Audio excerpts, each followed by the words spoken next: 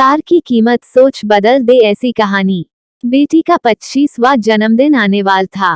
पिता को अपनी बेटी की काफी चिंता थी क्योंकि बेटी आजकल काफी डिप्रेस्ड रहने लगी थी।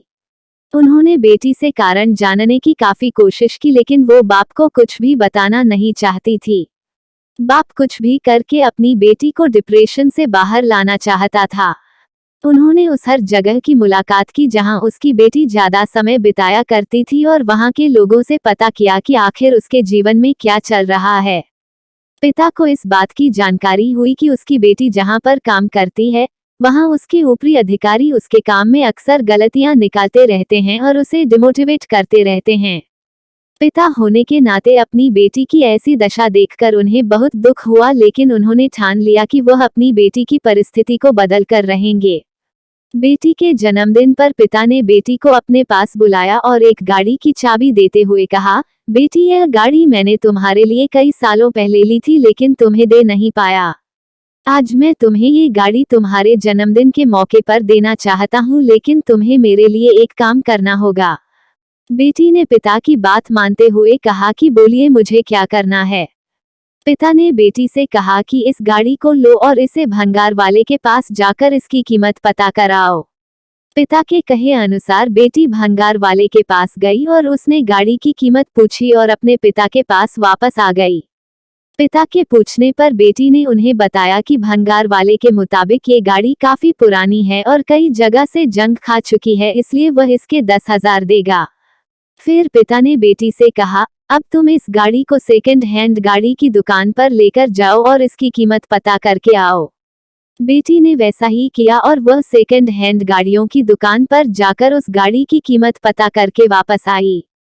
बेटी ने खुश होकर पिता से कहा, दुकान के मालिक ने इस गाड़ी के बदले 1 लाख रुपए ऑफर किए। पिता थोड़ा सा मुस्कुराए और बेटी से बोले, बहुत अच्छे। एक आखिरी बार इस गाड़ी को विंटेज गाड़ियों के क्लब में लेकर जाओ और वहां से इसकी कीमत पता करके आओ। बेटी भी अब उत्साहित थी यह जानने के लिए कि इस गाड़ी की कीमत वहां पर कितनी आंकी जाएगी। कार क्लब से वापस लौटी बेटी आश्चर्यचकित थी। वह आते ही अपने पिता से बोली, पिताजी यह कितनी अचरज की बात है कि जिस गाड़ी को भंगार वाला 10,000 का बोल रहा था उसी गाड़ी को खरीदने के लिए कार क्लब में लोग बोलियां लगाने के लिए तैयार थे। उनके हिसाब से यह गाड़ी काफी विंटेज है और रेयर है, वो तो इसके लिए 30-40 लाख तक देने को तैयार हो गए थे। पिता ने अपनी बेटी के कंधों पर हाथ रखा और बोले, बेटी यही सब हम मनुष्यों के साथ भी होता है। अगर हम गलत जगह पर होते हैं तो हमारी कीमत कम आंकी जाती है। हमें वह पोजीशन वह इज्जत नहीं मिलती जो हम डिसर्व करते हैं।